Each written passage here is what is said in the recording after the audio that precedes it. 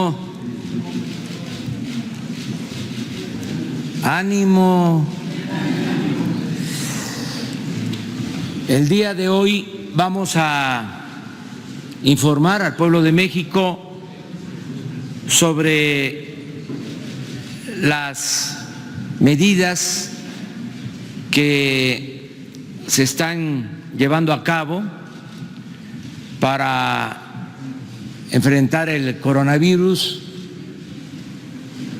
con el propósito de que todos los mexicanos estemos informados y con esta información actuemos con prudencia, sin desesperarnos, sin apanicarnos, con la firme convicción de que tenemos muchas fortalezas. El pueblo de México está hecho para resistir adversidades y para salir adelante.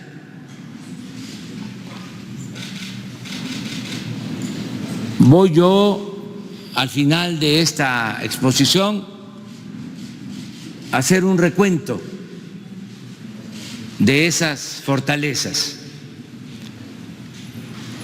que nos permiten actuar con responsabilidad y al mismo tiempo con seguridad, sin caer en la ingobernabilidad, sin que se nos salga de control ni este ni ningún problema que enfrentemos. Hay un pueblo fuerte, consciente, organizado, y hay un gobierno con autoridad moral, con autoridad política y que actúa de manera eficiente. Desde el principio, que repito, fuimos los primeros en el mundo en atender todos los días este riesgo a la salud pública, informando desde hace 3 meses, desde antes de las fases más difíciles, complicadas, decidimos que íbamos a guiarnos por la opinión, las recomendaciones de los técnicos, de los especialistas, de los médicos, de los científicos de la salud, que ahora nos acompañan. No se ha actuado de manera apresurada, no hemos hecho caso a conjeturas, se ha actuado con profesionalismo, se ha hecho a un lado la politiquería. Hemos enfrentado también a nuestros adversarios que buscan siempre dañarnos aunque en ese propósito se dañe al pueblo. Hemos podido enfrentar el amarillismo de algunos medios de comunicación, la difusión de mentiras para atemorizar, noticias falsas, y no han hecho mella, porque existe comunicación, hay mensajes de ida y vuelta entre pueblo y gobierno, no estamos separados del pueblo. Encabezo un gobierno del pueblo, para el pueblo y con el pueblo. No hay divorcio. Por eso somos fuertes. Vamos a presentarles lo que significa esta nueva etapa para enfrentar el coronavirus. Vamos a escuchar primero al doctor Hugo López-Gatell, que ha sido el encargado de la conducción de este plan. Luego vamos a escuchar al almirante Rafael Ojeda Durán, secretario de Marina, y al general secretario Luis Crescencio Sandoval González, porque además del plan de atención médica a enfermos en el sector salud, va a actuar tanto la Secretaría de Marina como la Secretaría de la Defensa, con el plan Marina y con el plan DN3. También va a hacer uso de la palabra el secretario de Hacienda, Arturo Herrera Gutiérrez, para informarles sobre la disponibilidad de recursos, el financiamiento de este plan de salud. Y al final, como les mencionaba, voy a tomar de nuevo la palabra. Entonces comenzamos con el doctor Hugo López-Gatell.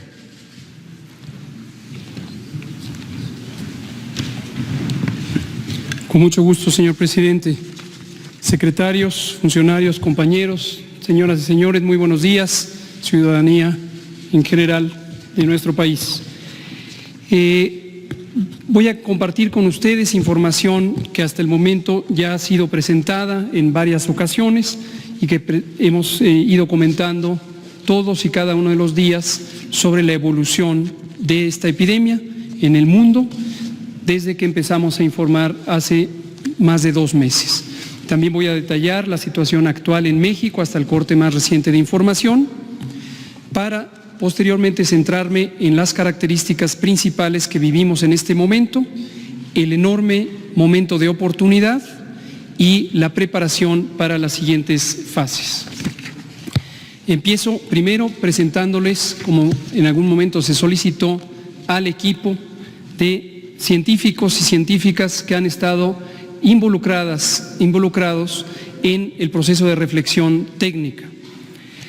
No puedo, por razones de tiempo, detallar a cada una de ellas, pero como se puede ilustrar, al frente de nuestro secretario de Salud, el doctor Jorge Carlos Alcocer Varela, hemos estado trabajando distintos procesos de reflexión, de planeación, de evaluación, de preparación para finalmente entrar en la respuesta que formalmente dimos por iniciada el 27 de febrero de 2020 cuando detectamos el primer caso.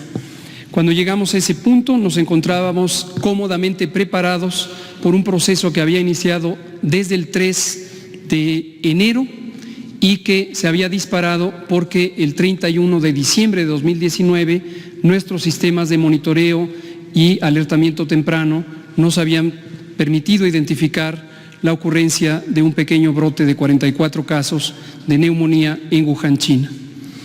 En las distintas fases de preparación, este grupo científico, conformado por médicas, médicos, especialistas en infectología, en virología, en inmunología, como el propio secretario de Salud, en epidemiología, tanto de enfermedades infecciosas como de enfermedades crónicas y epidemiología ambiental, en promoción de la salud, en salud mental y otros campos del conocimiento médico, nos permitieron no solamente la identificación de retos, sino la evaluación crítica en todo momento de cuáles son los elementos que estaban presentes y los que podían hacer falta en el plan de preparación.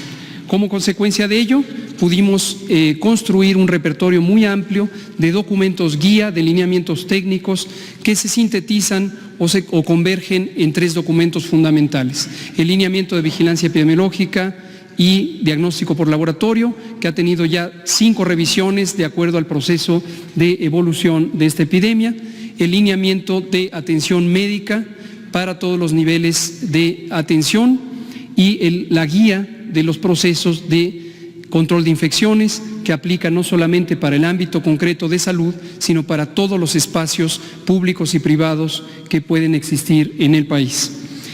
A partir de ello, este grupo se vinculó también con las múltiples instituciones fuera del sector salud que nos permitieron una visión amplia, con un horizonte de mediano plazo para la preparación y un horizonte de mediano y largo plazo para la recuperación en las distintas consecuencias que esta epidemia puede tener. Esto ha sido el proceso de construcción del aprovechamiento de las capacidades institucionales que México tiene y ha construido en varios años, pero también de la disposición de trabajar unidos y muy coordinados en todo el gobierno, con todos los órdenes de gobierno y con toda la sociedad. Hemos tenido innumerables encuentros y acuerdos, no solamente en el interior del gobierno y con los gobiernos estatales y los municipales, sino también involucrando a actores privados y sociales que han sido partícipes de este proceso de preparación. Esto involucra la continuidad de operaciones, la respuesta hospitalaria, el diagnóstico por laboratorio y varios otros elementos que sería muy largo de detallar. La siguiente. En el mapa global que presentamos todos los días y que elabora la Organización Mundial de la Salud con la información que proviene de los países, tanto de sus gobiernos como la constatación por fuentes indirectas de acuerdo a lo dispuesto por el Reglamento Sanitario Internacional, podemos ver o hemos podido ver la propagación de este virus, y esto fue lo que justificó que tempranamente la Organización Mundial de la Salud declarara esta como una emergencia de salud pública de interés internacional y posteriormente anunciara el carácter de pandemia, que no tiene otro significado técnico más que la propagación por una extensa porción del mundo. Actualmente prácticamente todos los estados nacionales tienen al menos un caso y hay zonas donde destacadamente existe la mayor transmisión. En su momento, en las primeras semanas, en enero y hasta la mitad de febrero, la región asiática, específicamente China y el sureste asiático, fueron el motor de la propagación. Posteriormente, la zona europea ha sido y lo es todavía el motor principal de la propagación, pero en los últimos 3 a 4 días, la región de América es también ya un motor importante de propagación. A partir de ayer, la Organización Mundial de la Salud reconoció lo que nosotros hemos estado anunciando, por lo menos en los últimos 8 días, que es la existencia de transmisión comunitaria en México. Eso lo hemos explicado, para nosotros es la primera generación de transmisión que nos permite ver que los contagios de personas que provienen de otras partes del mundo pueden propagarse al interior del país, y al conservar la trazabilidad de estos casos, seguimos utilizando, como lo hemos hecho desde el inicio, la estrategia de contención centrada en las personas. Esta estrategia de contención nos ha permitido prolongar el tiempo antes de que pasáramos a la fase 2 y ha sido útil durante esa fase. Continuará durante algunas semanas en la medida en que tengamos la capacidad de identificar a los casos, podremos ponerlos en aislamiento, estudiar a sus contactos y seguir con ese mecanismo. Sin embargo, como comentaré en los próximos pocos minutos, ha llegado el momento donde podemos tener una mayor contribución con estrategias colectivas, estrategias masivas, que corresponden al capítulo técnico de mitigación comunitaria y nos van a permitir ser aún más eficientes en reducir la velocidad de propagación, contribuyendo al esfuerzo inicial centrado particularmente en la contención. En el siguiente diapositiva es también el informe específico del país y lo que podemos ver son algunas características que me gustaría destacar. Lo primero, los números. Tenemos hasta ayer por la tarde 367 casos acumulados que han sido confirmados. Asimismo, 1.865 fueron en su momento estudiados como casos sospechosos. Se contribuyó a la contención en la medida en que se instrumentaron las medidas de aislamiento, pero también hoy sabemos que esos 1.865 han sido descartados. Continúan en estudio y esta es una cifra variable de día a día, 826 que son estudiados cada día con la posibilidad de que pudieran ser casos confirmados y el resultado de que lo sean o sean en su momento descartados. También quiero destacar que en la mayoría de los casos, como lo hemos explicado y como ha ocurrido en otros países, afortunadamente se trata de una enfermedad que se autocontrola por la respuesta inmune del organismo y en un periodo de aproximadamente 7 a 10 días, máximo 14 días, desaparece espontáneamente. Esto ocurre en casi 90% de los casos, 9 de cada 10 no van a necesitar ninguna atención avanzada, no van a necesitar hospitalización y su riesgo de complicaciones es significativamente bajo. Desafortunadamente, hasta 8 de cada 10, hasta 1 de cada 10 pueden tener, o 2 de cada 10 pueden tener una enfermedad que se prolongue y que requiera otro tipo de atención, con hospitalización y en algunos grupos de la población puede haber incluso la necesidad de medicina crítica, de atención crítica en terapias intensivas. Estas son las personas que reiteradamente hemos destacado como de mayor vulnerabilidad en términos de salud, que requieren la mayor atención del Sistema Nacional de Salud, pero también de la sociedad, para poder prevenir que se compliquen y en caso de que presenten alguna complicación directamente o indirectamente relacionada con la enfermedad COVID, puedan recibir atención oportuna y puedan restablecerse a la mayor posibilidad. Y el último elemento que señalo respecto a este informe es el mapa. Hemos identificado desde el principio, esto es predecible por los métodos epidemiológicos, que esta epidemia no se comporta en forma homogénea a lo largo del territorio nacional. Esto tiene que ver con muchísimas razones, pero fundamentalmente con la manera en que está agregada la población. En la región metropolitana del Valle de México tenemos la mayor concentración de población y esperablemente vamos a tener no solamente la mayor número de casos, sino la mayor velocidad de propagación, seguida de las otras zonas urbanas y periurbanas en la región de Guadalajara, en la región de Monterrey y también en las zonas turísticas donde ingresó el virus en Quintana Roo. Esto lleva, por lo tanto, a que las medidas de salud pública necesarias para el control de la epidemia tengan que ser en todo momento racionalizadas. Racionalizadas quiere decir adecuadamente fundamentadas en la evidencia científica, en los métodos técnicamente demostrados y que puedan aplicarse en donde corresponde. Hemos destacado, y los acaba de señalar el presidente, que las medidas que no se amparan en ciencia empiezan a generar preocupación, caos y corren el riesgo de afectar no solamente la posibilidad de controlar efectivamente la epidemia, sino aspectos fundamentales de la sociedad, de la economía pública y también incluso de los derechos humanos. La restricción de movilidad puede ser una medida de salud pública, pero no debe utilizarse como una primera herramienta. Esta es una herramienta extrema que se reserva a las situaciones hipotéticas de que se perdiera la capacidad de control. Lejos estamos de ello. Hemos podido seguir esta epidemia en cada una de sus fases y esto nos ha permitido trazar horizontes claros que nos han permitido que con una antelación de varias semanas podamos poner en práctica los recursos, las herramientas, el personal y los métodos necesarios para la contención y la mitigación. Declaro y reitero, las medidas extremas son parte del repertorio de salud pública, pero lejos estamos de necesitar medidas que vulneren la vida pública o que afecten a las garantías individuales. En la siguiente diapositiva quiero destacar dos elementos y estos los quiero destacar con un sentido de confianza y de optimismo en la enorme oportunidad que México ha tenido por no ser el país de origen de esta epidemia. Como todos sabemos, esta epidemia empezó con el año en la región asiática, específicamente en China, y como era esperable, se propagó a varios otros países. El aprendizaje científico, técnico que ha podido tener México por la experiencia vivida y la extensa documentación científica sobre el comportamiento de este virus en el resto del mundo nos da una ventaja respecto a otros territorios.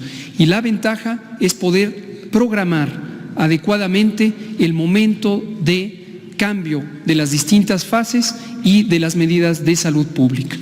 Lo que vemos en la diapositiva es una característica que señalamos recientemente, que es la distribución de casos de acuerdo a su origen.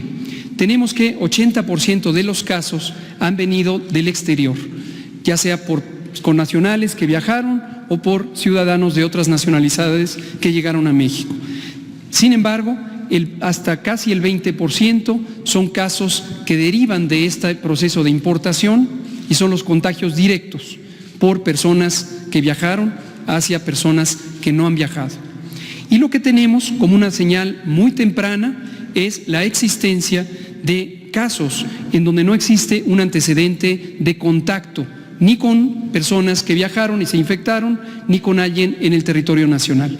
Aunque apenas es el 1%, 5 casos, lo consideramos una señal temprana que debe ser tomada en cuenta, porque esto precisamente es el elemento clave que empieza a distinguir la fase 1 de la fase 2.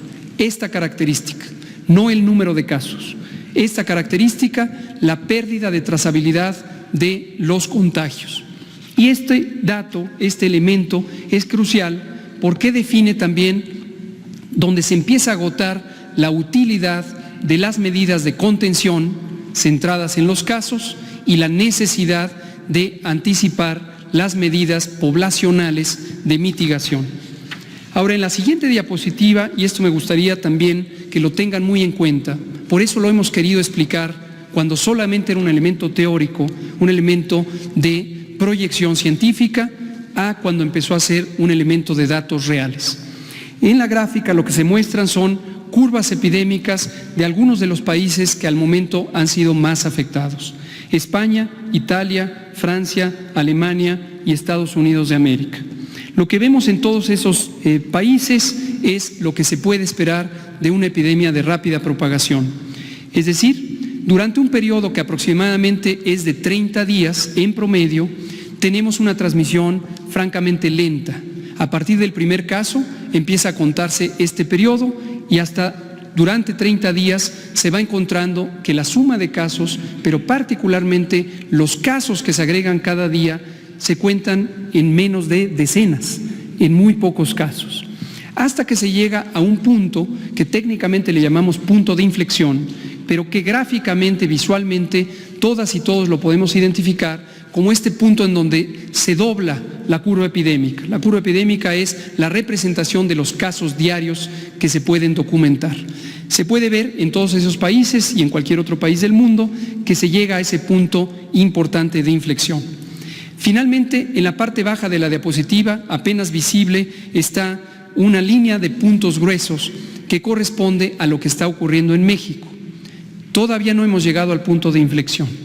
Todavía no hemos llegado al punto en donde cambiamos de una propagación lenta a una propagación muy acelerada. Y esta es la oportunidad de México. La oportunidad de México es haber actuado oportunamente en reconocer que esto podía darse y haber planeado el momento correcto de la implantación de las medidas comunitarias. El momento es este y por lo tanto queremos declarar formalmente el inicio de la fase 2. El inicio de la fase 2 lo que nos permite es trazar el horizonte para los siguientes 30 a 40 días, en donde empezaremos a visualizar que México, por haber anticipado 2 semanas antes las medidas generales, las medidas masivas que tienen los mayores impactos, tanto en reducir la transmisión y desafortunadamente también en las consecuencias sociales, vamos a poder doblar la curva, vamos a poder tener menor transmisión. Quiero ser muy claro, seguiremos teniendo transmisión. La expectativa no es terminar con la epidemia de un momento a otro. También quiero ser claro que el éxito en la reducción de la transmisión, en vez de llevarnos a una epidemia corta, nos va a llevar a una epidemia más larga. Pero esto es importante, porque lo que nos lleva es a administrar el riesgo.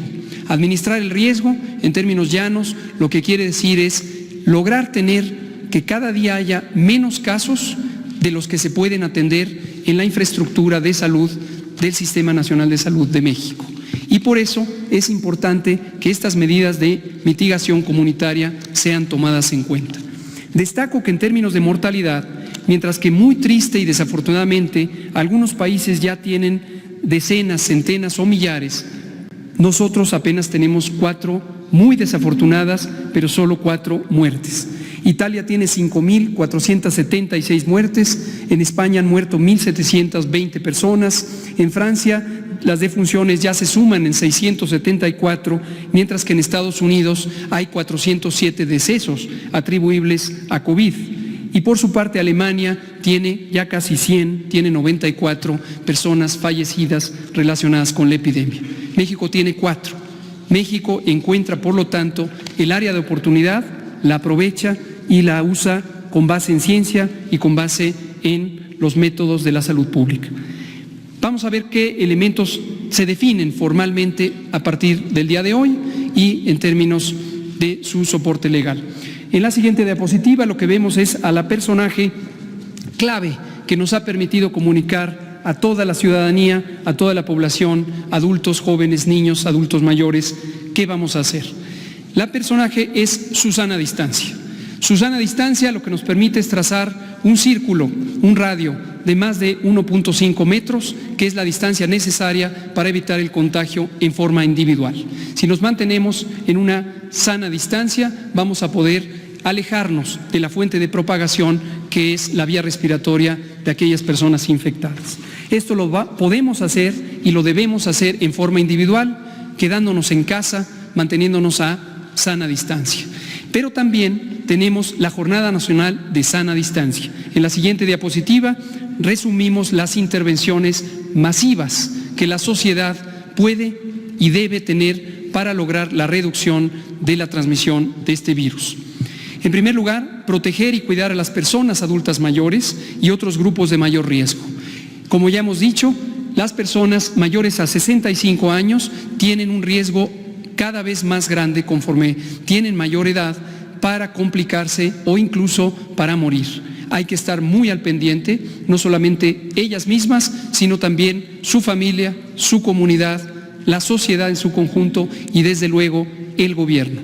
Tenemos que cuidar a nuestros adultos mayores, son la memoria histórica de nuestra patria y no podemos permitirnos que por omisiones les dejemos caer en una situación de adversidad.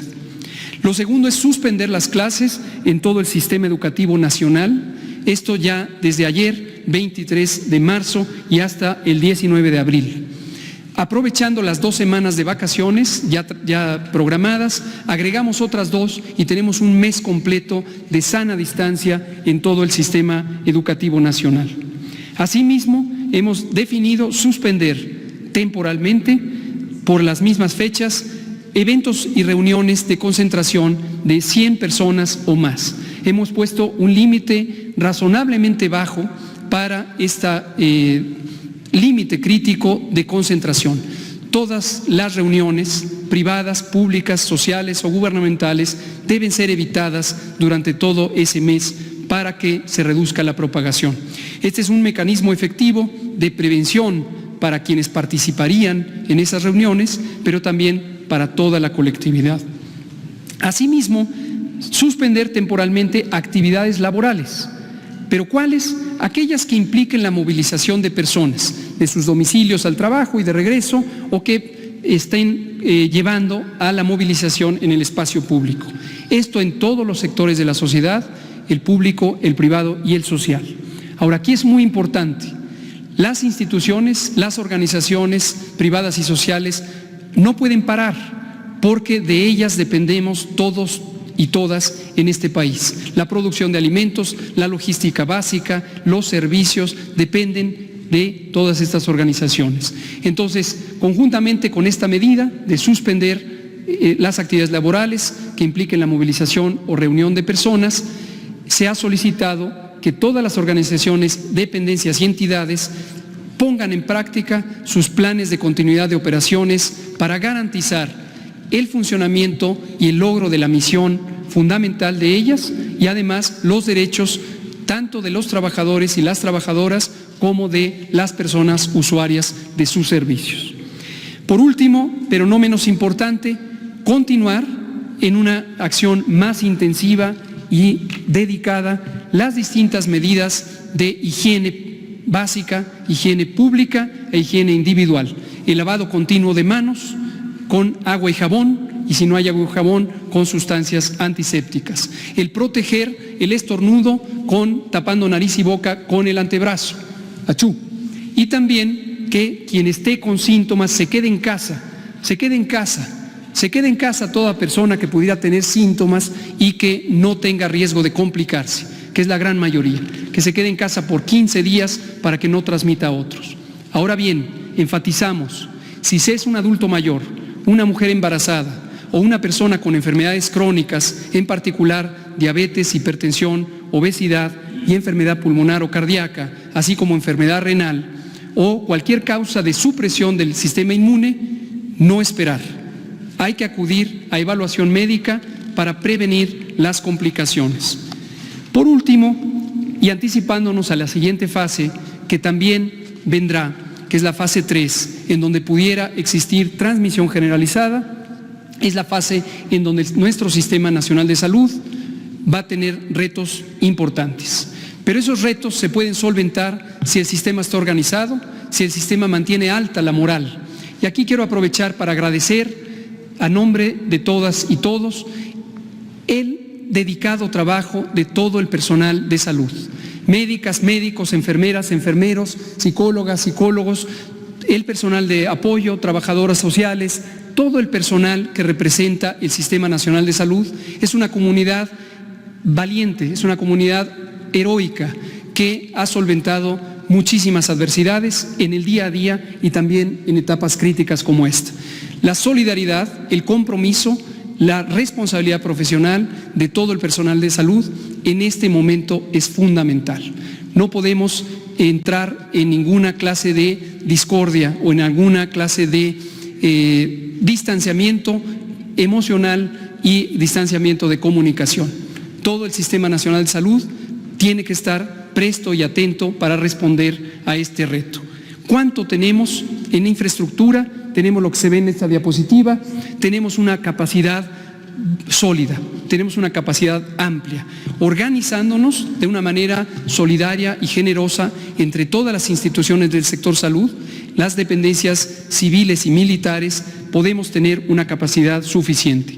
Solamente la infraestructura dedicada específicamente a COVID, que no es toda la infraestructura, nos permite tener unidades de terapia intensiva, camas hospitalarias, ventiladores mecánicos, monitores, oxímetros, rayos X portátiles, etcétera, etcétera, todo el equipamiento que cuidadosamente fue seleccionado como relevante para enfrentar a COVID. Esta es solo la capacidad básica instalada, apropiadamente puesta al servicio de la respuesta a esta epidemia. En pocos minutos presentarán las instituciones militares de nuestro país, por supuesto también heroicas, el plan de apoyo a la población civil. Cierro diciendo, médicos, personal de salud en general han sido considerados como no solamente indispensables, sino también como una comunidad a la que se le abren las puertas para robustecer nuestro sistema.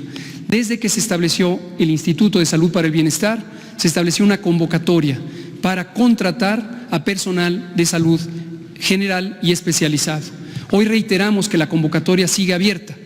Ya de los 43,000 personas contempladas por contratar, ya hemos completado más de 1,200 personas. Sin embargo, en este momento necesitamos acelerar el proceso de reclutamiento, por lo que invitamos a personal de salud de las distintas especialidades señaladas en la imagen a que atienda la convocatoria y se comprometa con el futuro de este país, siendo una persona que ayude a enfrentar la epidemia. La convocatoria está abierta, los datos son disponibles.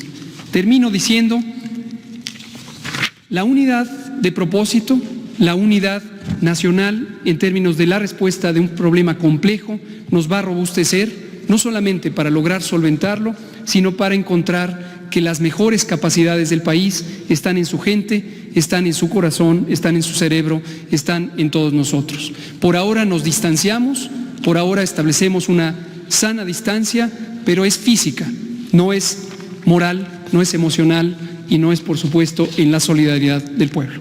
Gracias, presidente. Con permiso, señor presidente. Muy buenos días. A continuación, les voy a presentar el Plan Marina para apoyo al tema del COVID-19. La que sigue, por favor. Estas son las diferentes dependencias que cuenta la Secretaría de Marina en los puertos para apoyar esta contingencia. Son 2 casos en los que la Secretaría de Marina va a intervenir en casos graves me refiero a que estén hospitalizados en terapia intensiva, y los otros casos son centros de aislamiento voluntarios. Desde luego que tenemos en Ensenada, en La Paz, etcétera, en otros puertos, pero no tienen la capacidad para dar ese servicio. Estos son los puertos que sí tienen la capacidad. Las estrellas nos indican los lugares donde pueden ser atendidos en casos graves. En total tenemos 79. Y para centros de aislamiento, 4,043. En el interior aquí de la República, aquí en donde estamos, estos son los diferentes establecimientos, los vamos a boletinar ya con la dirección establecida para que se sepan. La que sigue, por favor. Esto es lo mismo, nada más que aquí ya los desglosamos en el Golfo y Mar Caribe, en el centro del país y en el Pacífico. Igualmente aquí los casos donde van a estar por aislamiento voluntario son en estos lugares, en el Golfo y Mar Caribe, Centro y Pacífico. La que sigue, por favor. Y estas son las capacidades para tener movilidad, tanto por aire, por mar o por tierra, ya sea para trasladar algunos elementos que estén enfermos, o bien para trasladar médicos, para trasladar equipo, para trasladar medicinas o lo que se nos indique. Tenemos nosotros 5 aeronaves de ambulancia con equipo de terapia intensiva, tenemos un helicóptero también como ambulancia aérea con terapia intensiva para traslados de algunos de los enfermos que se nos indiquen. La que sigue, por favor. Bueno, aquí es hasta donde tenemos. Lo que queremos es demostrarle al pueblo de México que estamos solidarios con ellos, y también aclarar que este plan empieza a partir de hoy. Nosotros estamos ya en el Plan Marina para apoyo al COVID, y vamos a entrar en la etapa de apoyo que se les demostró aquí cuando la Secretaría de Salud nos lo indique, porque es necesario entender que la Secretaría de Salud es la que lleva el liderazgo de esto. Muchas gracias.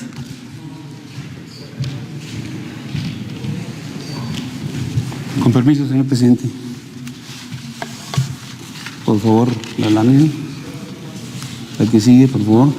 Bien, en base a lo que el subsecretario Gatell explicaba de la infraestructura de salud que ya se cuenta y que está poniéndose en acción, el plan DN3 tiene como objetivo complementar todas las capacidades del Sistema Nacional de Salud en todo el territorio nacional, empleando los recursos humanos y materiales que tenemos disponibles en la Secretaría de la Defensa Nacional. Este concepto operativo del plan, que también, como ya lo citó el almirante Ojeda, ya estamos en el plan, en su primera fase, como ustedes pueden ver. La que sigue, por favor. Tenemos dentro del plan 3 fases: la fase preventiva, la de auxilio y la de recuperación. Ya estamos en la fase preventiva, es decir, activamos el plan a nivel nacional, estamos en la coordinación con todas las autoridades estatales y municipales, en coordinación con las autoridades de salud, en el censo de capacidades que tenemos en instalaciones hospitalarias, lo que tenemos para transportar medicamentos, las necesidades que tenemos en medicamentos, en insumos para poder realizar la atención adecuada a toda la población. El personal, el censo del personal médico y de enfermería y de todo el recurso humano del ámbito de la salud que tenemos disponible. También estamos en esta fase identificando la necesidad de contratación de personal médico y enfermería para poder incrementar las capacidades del plan en el escalamiento que se requiera en algún momento, y si es que se va a necesitar. La distribución de equipo y medicamento especializado, la implementación de un sistema logístico para la distribución y concentración de insumos de todo tipo, en el área médica o en el área también de alimentación. La preparación de nuestras instalaciones hospitalarias para este plan, y la determinación, ubicación e instalación de hospitales provisionales. En la fase de auxilio, pues vamos a activar y ampliar todas las instalaciones hospitalarias militares, las unidades operativas que hayamos adaptado como instalaciones sanitarias, y los hospitales que pertenecen al sector salud que vamos a operar. Estos también van a estar por fases. Vamos a seguir en la compra y distribución de equipo y medicamentos especializados, la activación y distribución de hospitales provisionales y la distribución de insumos médicos. Ya en la fase de recuperación, pues, será la limpieza y desinfección de todas las instalaciones, de todo el equipo, todo lo que hayamos empleado, el censo y almacenamiento de todo este equipo, insumos especializados que se hayan adquirido para poderlos tener en resguardo y emplearlos en algún otro momento, como se hace en todas las fases o en todas las ocasiones en que se llega a implementar el plan de N3 y que hay equipo que se emplea o que se utiliza en esos momentos, que tiene que irse a resguardo para la siguiente oportunidad. Una memoria gráfica, una autoevaluación y un informe final. ¿Qué tenemos? ¿Cuáles son nuestras capacidades dentro del sistema militar? Ustedes pueden observar aquí en la lámina los recursos humanos y los recursos que tenemos en transporte terrestre y aéreo. Tenemos 1.738 médicos, 1.727 enfermeras, oficiales de sanidad 884, que estos oficiales de sanidad es lo que viene siendo un paramédico. Las tropas de sanidad 8.152, que es el personal que apoya toda esta infraestructura. Cirujanos dentistas 649. Aquí estamos previendo que estos cirujanos dentistas, que son parte de la infraestructura de salud de la Secretaría de la Defensa Nacional, pueden, previa capacitación, servirnos para incrementar nuestras capacidades en las diferentes instalaciones que vamos a utilizar dentro del plan de N3. También tenemos personal operativo en apoyo a la estructura de sanidad, 3.600. Estos son soldados, son tropas que de alguna manera también con una capacitación que les demos nos pueden servir para las funciones más básicas en la estructura de sanidad, haciendo un total de 16.750 hombres que podemos emplear de nuestra estructura para atender esta emergencia. En transportes aéreos y terrestres tenemos 100 ambulancias de terapia intensiva, tenemos 470 ambulancias nada más de traslado y vehículos para el transporte de insumos. Contamos con 2.337 vehículos de carga, 12 aeronaves de ala fija, 22 aeronaves de ala rotativa, helicópteros, que nos van a servir para que, de acuerdo a sus capacidades de cada uno de estos, pues, hacer llegar los insumos o el material que se requiera a cualquier parte de la República. Ya se establecieron en coordinación con el sector salud las rutas que podemos implementar para hacer llegar a los diferentes estados, las diferentes instalaciones, todo el material que se requiera. Nuestras capacidades en instalaciones, que sigue por favor, ustedes pueden ver ahí en el mapa con diferentes puntos de colores. Nuestros hospitales, tenemos un hospital de alta especialidad que está en color azul, que está aquí en la Ciudad de México. Son 5 hospitales, aquí están las especialidades, las pueden observar: el Hospital Central Militar, el Hospital Militar de Especialidades de la Mujer y Neonatología, la Unidad de Especialidades Médicas, la Unidad de Especialidades Odontológicas, que puede ser también adaptada, como ya lo mencioné, en relación al personal, el Centro de Rehabilitación Infantil. También tenemos en segundo nivel, tenemos 4 hospitales de especialidades distribuidos. Ahí en el mapa ustedes pueden ver en Yucatán, en Jalisco, en Nuevo León y en Sinaloa, son nuestros 4 hospitales.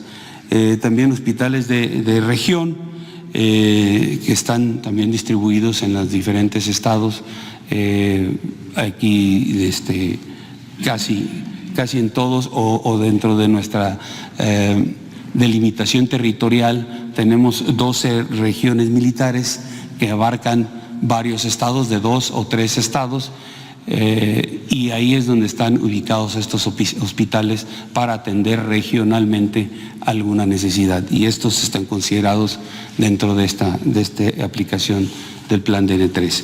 Y también 19 hospitales de zona de segundo nivel que están ubicados con puntos rojos ahí en el mapa, haciendo un total de 36 hospitales de este segundo nivel. De primer nivel tenemos 262 pelotones de sanidad. Estas instalaciones de sanidad son las que están incorporadas en cada una de las unidades operativas que tenemos, en cada uno de los batallones, de los regimientos, de esas corporaciones, tienen su servicio de sanidad para atención del personal. Entonces, estas también están consideradas en el plan, estos 262 pelotones, y 10 unidades médicas de consulta externa, que estas unidades de consulta externa están destinadas a las áreas donde hay una mayor concentración de unidades operativas y por ende una mayor concentración de derechohabientes. Entonces, estas unidades también las estamos incorporando en el plan, porque es las partes donde tenemos mayor concentración de población, haciendo un total de 272 instalaciones de primer nivel, y en total general de los hospitales 313 instalaciones sanitarias para la aplicación del plan. Las capacidades de hospitalización: 2.523 camas censadas, 50 camas de terapia intensiva y 23 cuartos para aislamiento. Esto es en nuestros hospitales. También tenemos, adelante por favor, tenemos también, o consideramos dentro del esquema de apoyo para el plan,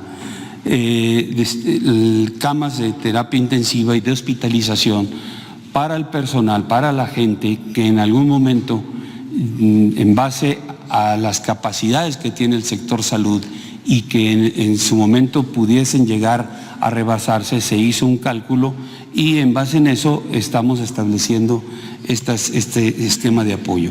Nuestros 15 hospitales militares de zona y 37 unidades operativas que vamos a condicionar para que den terapia intensiva. En cada una de estas 52 instalaciones tendremos 20 camas con ventiladores, haciendo un total de 1,040. También de los hospitales de la Secretaría de Salud, de los 10 que ya tenemos identificados, también ahí se establecerán 30 camas con ventiladores, haciendo un total de 300, y 50 camas para hospitalización nada más, haciendo un total de 500. Tenemos otros 17 hospitales del sector salud que ya estamos revisando. El día de hoy ya iniciará la revisión para también incorporarlos al plan de DN3 para poderlos operar e incrementar las capacidades tanto de terapia intensiva como de hospitalización.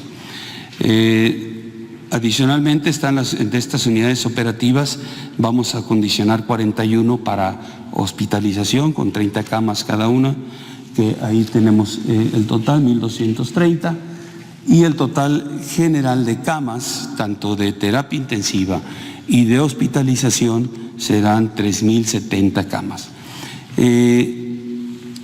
Hicimos una proyección en cuanto a cómo podríamos emplear estas capacidades que determinamos en las instalaciones, y estamos estableciendo que para terapia intensiva, considerando el tiempo que nos ha mencionado el sector salud, que son más o menos en 30 días podría salir una persona de esto, de presentar la enfermedad. Bueno, estamos dividiendo esos 30 días o tomando como referencia para hacer 4 fases de atención, y entonces estaríamos teniendo una capacidad de 1,300 personas infectadas con la enfermedad.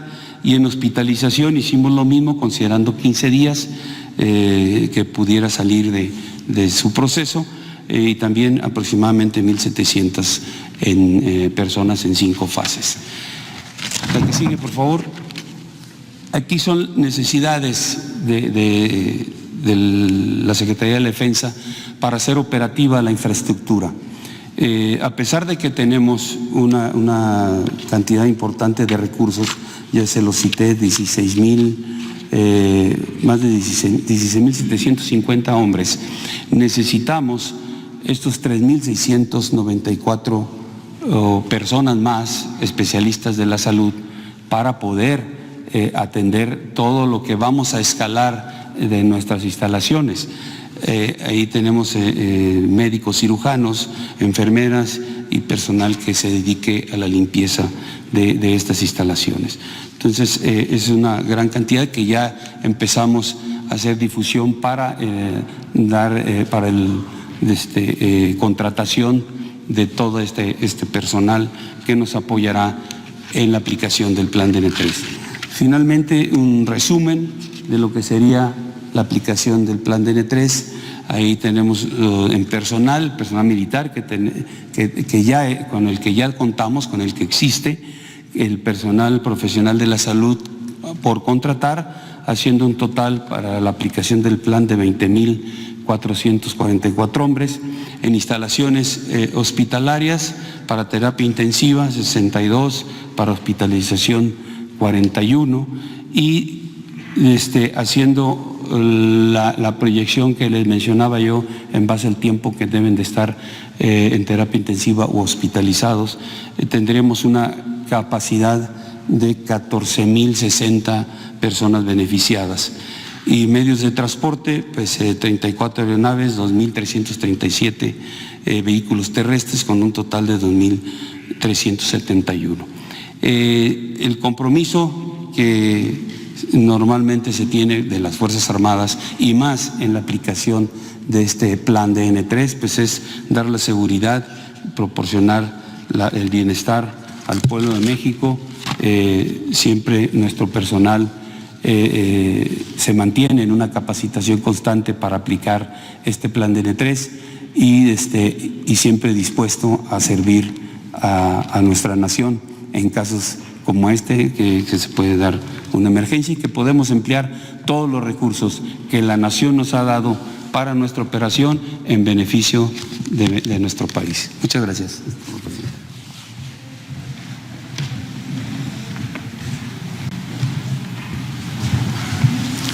presidente. Buenos días. Voy a hacer algunos comentarios muy breves sobre la disponibilidad de recursos presupuestarios y financieros para este programa. Voy a iniciar justo por los apoyos adicionales que se van a recibir tanto la Secretaría de Marina como la Secretaría de Defensa Nacional para los planes DN3 y el Plan Marina.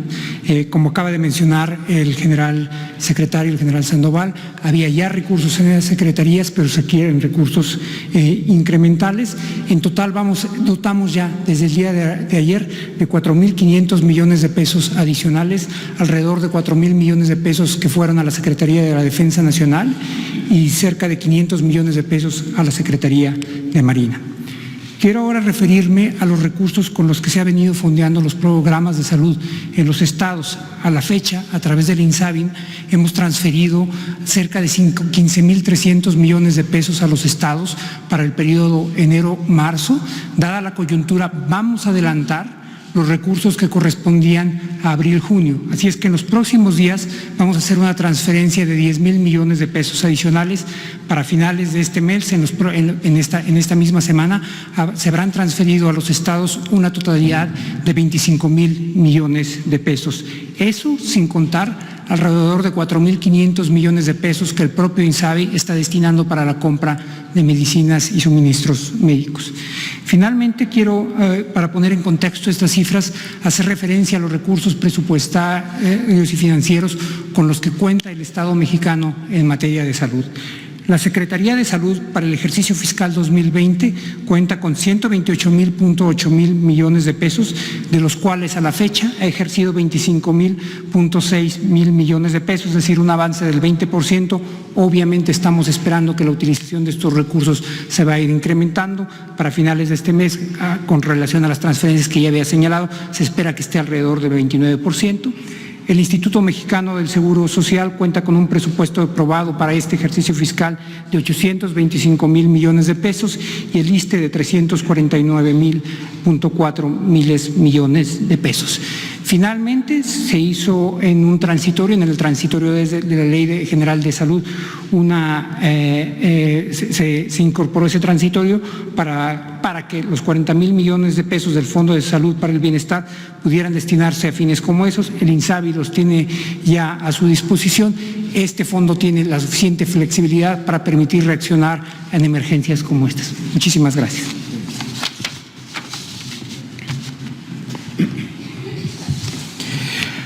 Bueno, esta es la acción que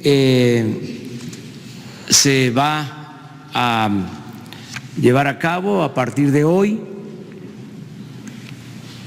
con el propósito de reforzar lo que se ha venido haciendo. Yo quiero terminar esta conferencia con una reflexión. Primero,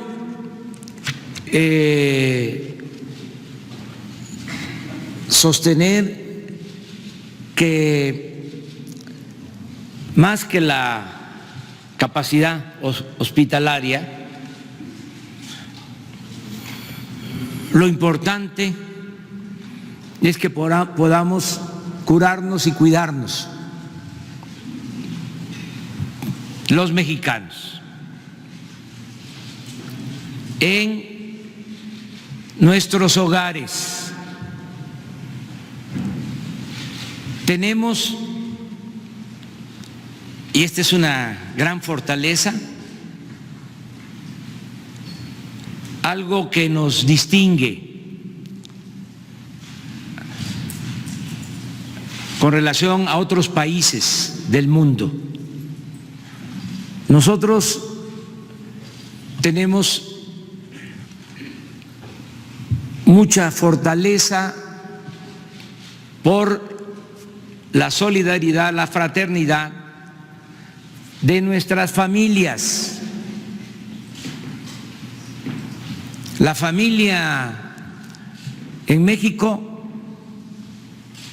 es la institución de seguridad social más importante.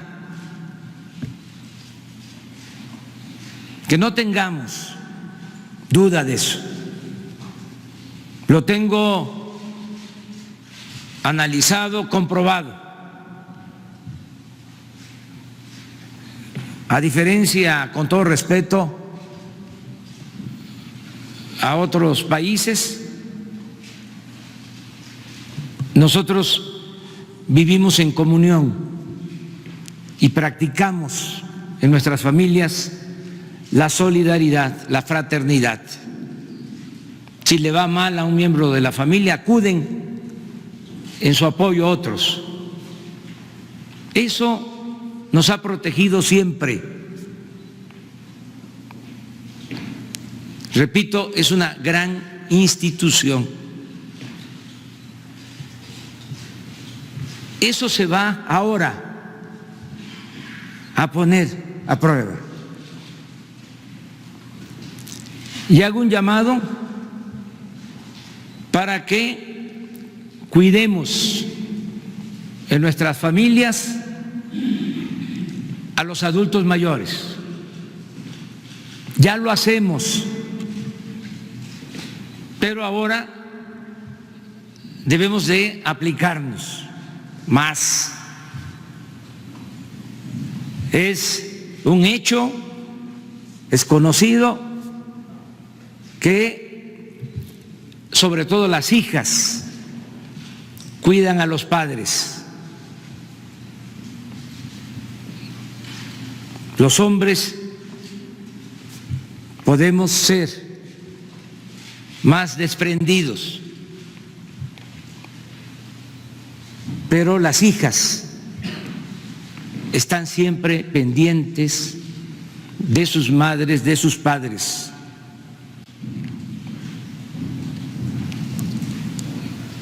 De modo que hombres y mujeres cuidemos a nuestros adultos mayores, ancianos respetables. Tenemos por eso millones de enfermeras.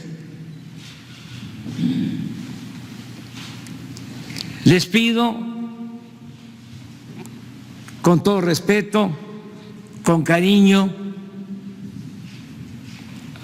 a los integrantes de las familias en México, que nos dediquemos a cuidar a nuestros adultos mayores, cuidarlos,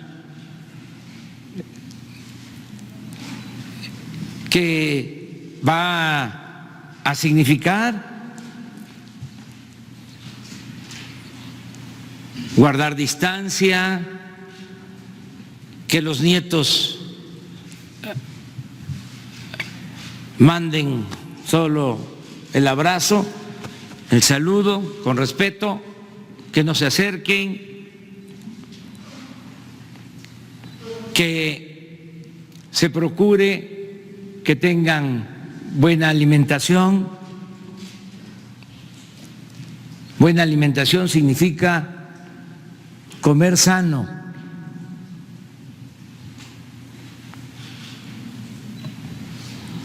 No a productos chatarra, porque es adultos mayores y también a enfermos de diabetes, de hipertensión, de padecimientos renales, mujeres embarazadas. Esa es la población vulnerable y la población que tenemos que cuidar. Está demostrado que es a los que afecta más este virus. Entonces, cuidarlos, alimentación, bajarle a la sal, al azúcar, desde luego a el alcohol. Nada de que se quita con tequila o con mezcal. Por lo pronto, abstenernos o bajarle el cigarro.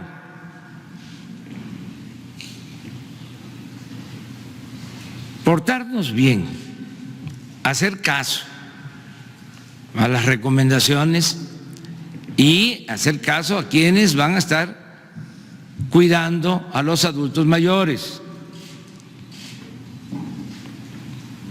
Ya a partir de ayer empezaron a dispersarse recursos de la pensión.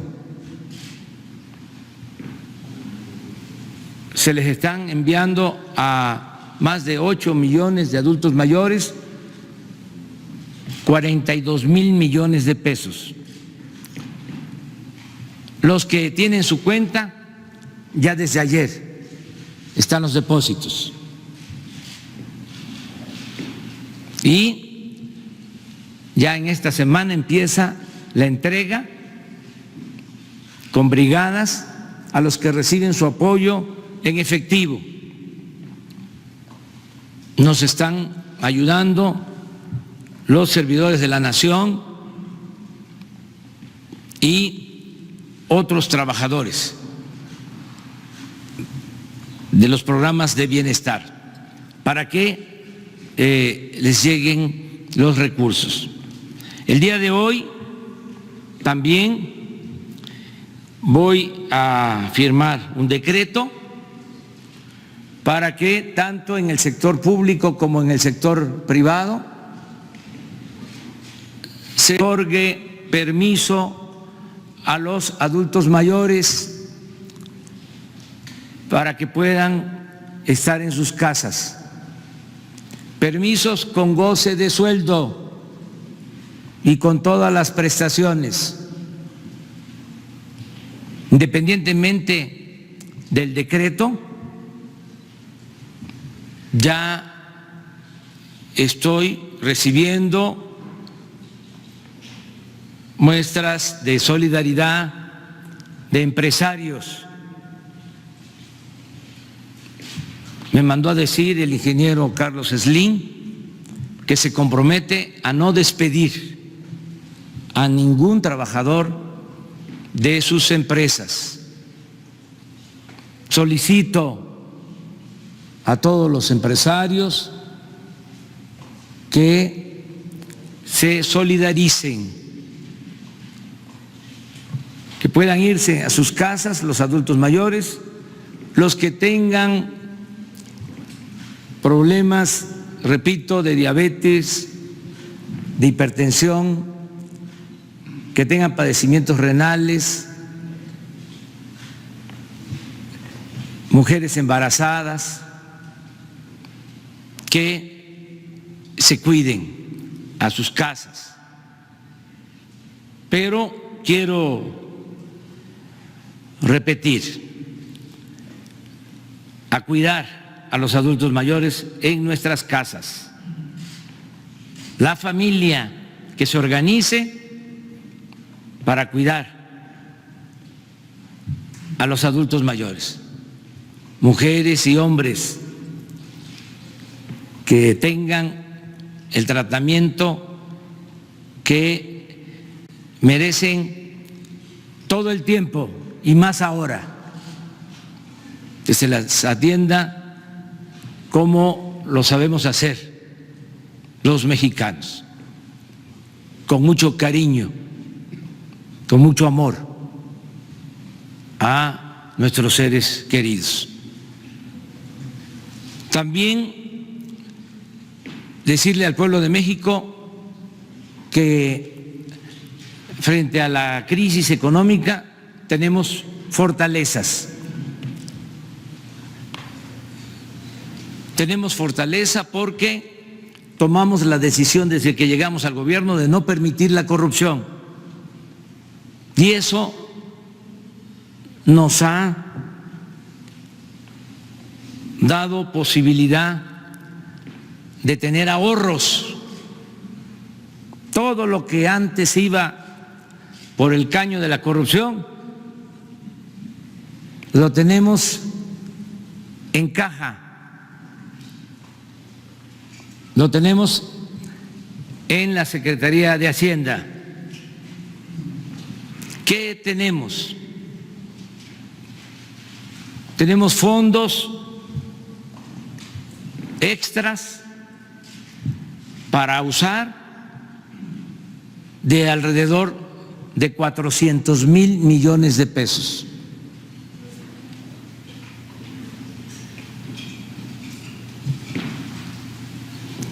¿Por qué menciono esta cantidad? Porque esto nos va a permitir mantener los programas de bienestar. Además del presupuesto,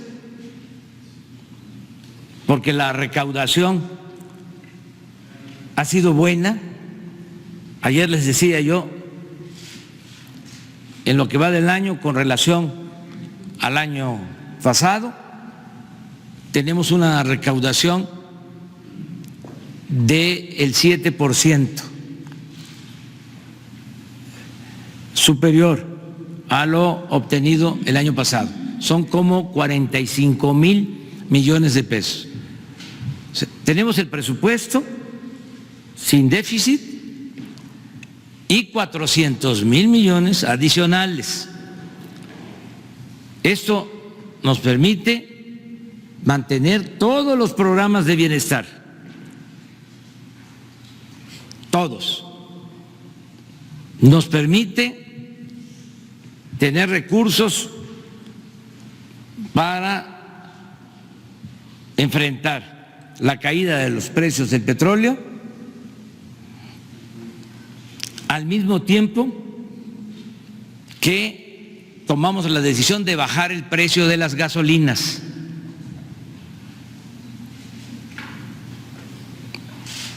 Aprovecho también para pedirle a los gasolineros, a los que tienen las concesiones, que no abusen,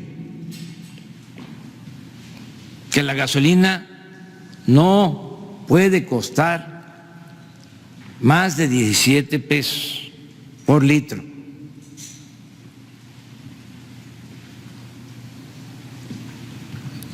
Tenemos recursos para que continúe la construcción del aeropuerto, para que continúe la construcción de caminos, de carreteras, el plan del Istmo. Tenemos recursos para que continúe la construcción de la refinería de Dos Bocas. Tenemos recursos para financiar el Tren Maya, porque todo esto va a permitir crear empleos que se van a necesitar. Ya va a venir una etapa de recuperación económica. Les adelanto que en su momento vamos a otorgar créditos sin intereses o con tasas muy bajas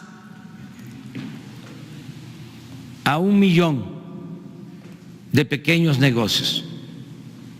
Esto es para pequeño comercio, para fondas, taquerías, talleres, todo lo que va a resultar desgraciadamente afectado por la crisis económica. Pero tenemos que cuidar nuestra salud. Lo más importante de todo es la vida. Y eso es lo que se está protegiendo. Yo agradezco mucho a los médicos, enfermeras, especialistas, científicos del sector salud por su profesionalismo. Estamos preparados y agradezco el respaldo de las Fuerzas Armadas, porque esto debe también darnos tranquilidad tenemos infraestructura, tenemos centros de salud, hospitales, se están terminando hospitales. En los últimos tiempos, a más tardar en un mes, vamos a poder tener 17 hospitales más que se van a equipar para la emergencia. Vamos adelante, amigas, amigos. Yo voy a estar pendiente, como siempre, trabajando, conduciendo todo este plan, escuchando las recomendaciones de los técnicos, de los científicos, de los que saben, porque lo he dicho varias veces, no somos todólogos, sabelotodos. Me estoy apoyando y fue muy buena la decisión de dejar la conducción del plan de salud a los especialistas. De todas maneras, estoy pendiente, dedicado de tiempo completo, 16 horas diarias y no las 24, 16, porque estoy durmiendo bien. Dedico mi tiempo también a descansar y me mantengo muy bien físicamente, en salud y sobre todo en mis convicciones, en mi inquebrantable fe en la causa que estamos enarbolando y llevando a la práctica. Estoy fuerte, física y moralmente,